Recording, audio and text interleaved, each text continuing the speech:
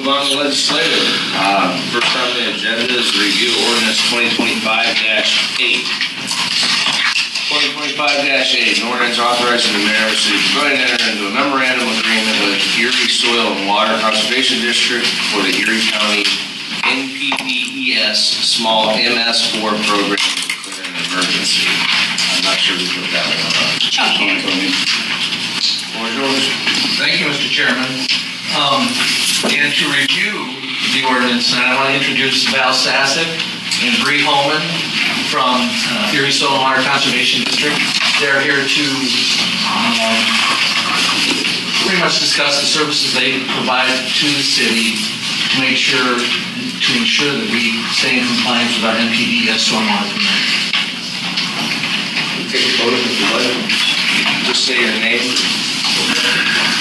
Hello, I'm Valerie Sasek. I do have some fact sheets if I could pass these up. Sure.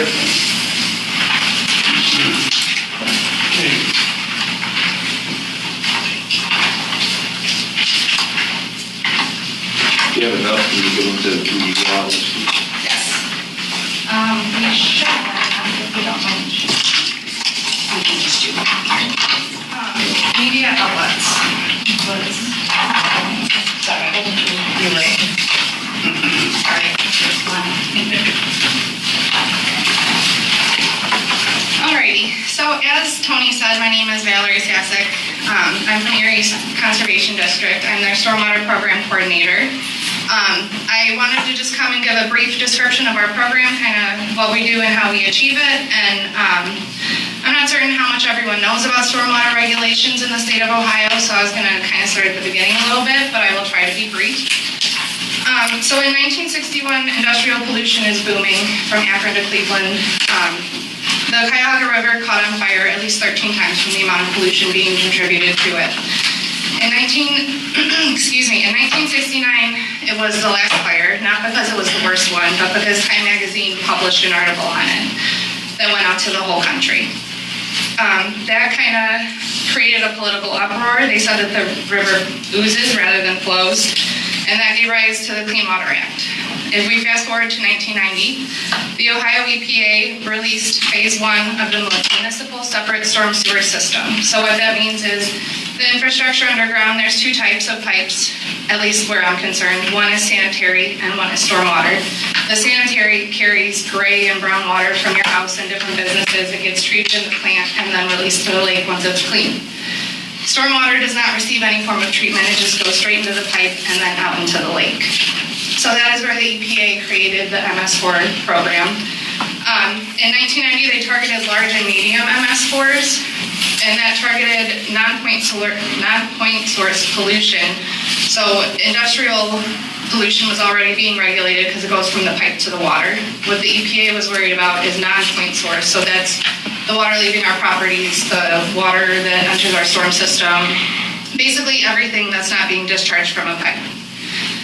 In 2003, phase 2 was released for small MS4s.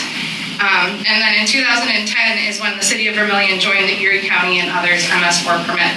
So the Erie County Engineer's Office is the holder of the permit, and then everyone else kind of blankets underneath them. But we all pay together into the Stormwater Fund, which then gets state match, and it helps us expand our reach across. It helps us get more bang for our buck, if you will. We end up getting, of the money you guys pay us, they state match somewhere between 60 and 100%. Right now, I believe it's around 80 or 90. So the MS4 permit is a 5-year cycle. So is the MOA. They were designed intentionally like that. And so previously, we charged the same amount for the permit term. It was, a set amount, and then each year you pay that, and then the next 5 years we increase it and you pay a little more. This year what we did was we introduced incremental increases. Modest incremental increases is what we tried to do. We understand that funding is unpredictable both for us and for you, but stormwater compliance is not really negotiable. Once you're regulated by the EPA, you're never going to be unregulated, unfortunately. And that is based off of the population. So if you have 1,000 people per square mile, EPA comes out and says, congratulations, you're not permitted. So the permit breaks down the requirements into 6 minimum control measures, and it's my job to make sure that the communities that we partner with both understand and achieve these requirements. So minimum control measure 1 is education. We have to meet 50% of the population throughout the 5-year permit term. We do that by, piecemealing it off. So we do 10% each year as our target. Very often, we exceed that by a lot. We do different messages throughout the permit term.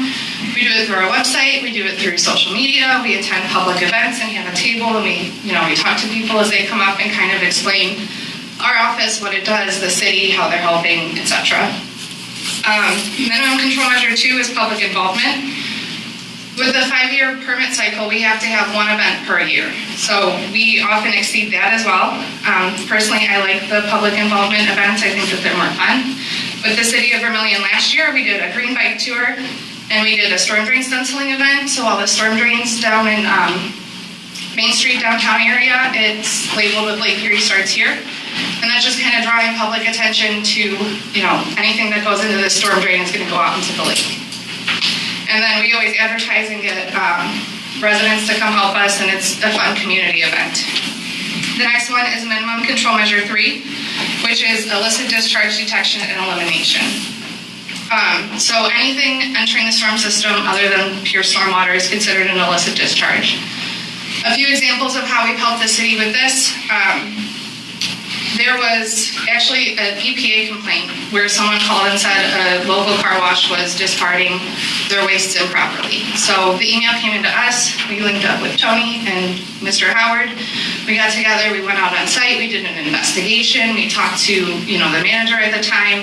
Turns out that they were actually discarding their wastes improperly, which 9 times out of 10, luckily that's not the case. But then we were able to write a letter to the property owner. We had a face-to-face interaction with the car wash manager right there. He told us that the owner informed him to dump his waste there, so we wrote a letter to the property owner, followed up with the EPA, and everything was resolved properly. If a specific landowner is unable to be identified, we'll send targeted mailers. One time there was call into our office that someone was pouring apple cider vinegar down a storm drain, and although it is considered, natural in some regard, it's not allowed to enter the lake. So rather than, trying to hunt down the property owner, we sent out a targeted mailer to the whole development so that everyone was kind of made aware that, you can't just be dumping things into the storm drains. Minimum control measure 4 is active construction. City of Vermillion is contracted with Bramhall Engineering to help with enforcement and the plan reviews and the site inspections and all that, but we help step in whenever we can. We like to help the communities that we serve, and so actually earlier today we were just out on a construction site that was a complaint came into the EPA, and they said they're doing all this stuff that's not right. And so we went out there and we talked to the property owner. There was actually kind of a dual issue with beavers and drainage, and so luckily our office is a one-stop shop. We were able to handle all that with one site visit. We also host a regional training for local site contractors. There's a construction general permit that the EPA puts out, so we make sure that the people completing some of the development in our communities also understand what those requirements are. This year we had 155 people in attendance at that training, and Mr. Howard was one of them. Actually, a lot of the Bramhall staff was there. Minimum control measure 5 is post-construction. Although we aren't contracted to complete the calculation sizing of the infrastructure going in, we do complete the post-construction inspections. So once every 5 years, each pond or stormwater BMP that gets put into account for the runoff, we have to inspect each one once per permit term, so every 5 years. And so we try to get out there and do it more than once every 5 years, but with staff capacity and how many BMPs there are, we try our best. I meant to look up the number of how many BMPs we did for the city of Vermillion last year, but I believe it was at least half of them. And so that's once per permit term, so we have until the end of 2025 to get the remainder of those inspected. Minimum control measure 6 is good housekeeping, pollution prevention. There's an annual training required. We always put that on We also often offer multiple trainings just because there's various departments that need to attend, everyone's schedule's different. We try to be accommodating. We also update the Good Housekeeping Pollution Prevention Manual, which spells out how the city eliminates wastes from their MS4, such as the service center. And we actually got audited last year, and so we were heavily involved with that. We handled a lot of the EPA correspondence. We handled the response of the audit. It was very minimal things that needed to be corrected, and so we were able to get those done before the deadline, actually. And so basically with the Good Housekeeping Pollution Prevention, it's just making sure that the city is following the same regulations that they put on their communities, well, the residents of their communities. And then we just do generalized stormwater administration. So anything really that the city needs, Tony will call, hey, what do you know about this? And we just try to help anyone as much as we can. We help ensure that the city stormwater ordinances are up to date with the latest EPA requirements and the new permits coming out in 2026. So we will probably be revisiting those then as well. There's a lot of GIS maps and stuff that we help maintain, which basically is a comprehensive storm sewer system, so every piece of infrastructure in the ground is on that map.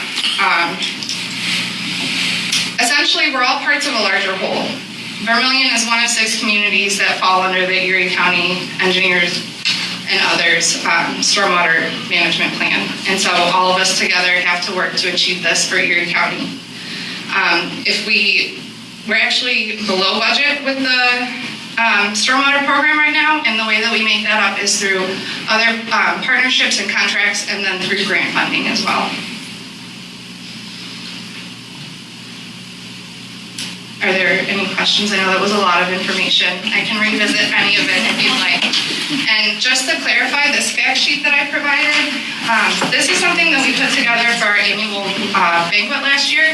It's a very small snapshot into the permit and what we do, but I still wanted to provide something so you can, hold it, look at it, and take it home and tell your friends.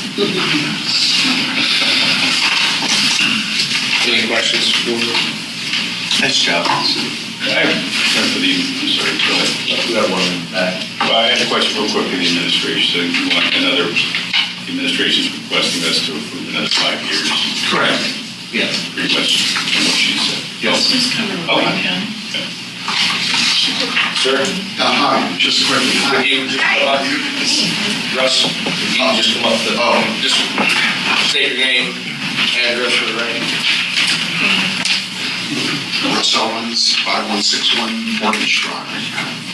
I was with these 2 ladies earlier today, and I had a question as it relates to Erie County versus Lorain County, because the property that we were on, and I expressed it to you. I was wondering if there's a little more clearer designation of where. Russ. Address us. So that's the. Can you speak to us so we can get on the record? Yeah, so I was with them earlier today at a property that was located in Lorain County, not in Erie County. And we were talking about jurisdiction and responsibility and like that. And it was not clear to me after that meeting or during the meeting how their jurisdiction applies to a property in Lorain County. Does that make sense?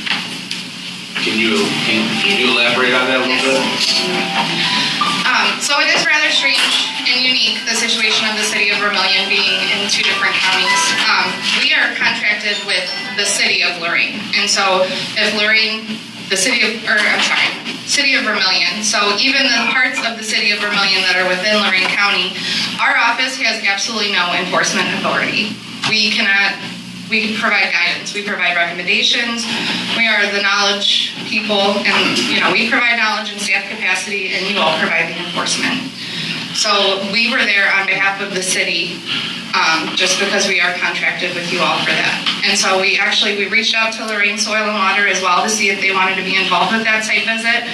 And they do not have a wildlife officer, and they didn't really have the staff capacity to be there. And since we are contracted with the city, you guys pay us.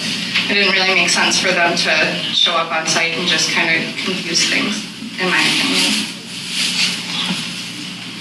I have a question now. Do you have enforcement capabilities in Erie County? Yeah.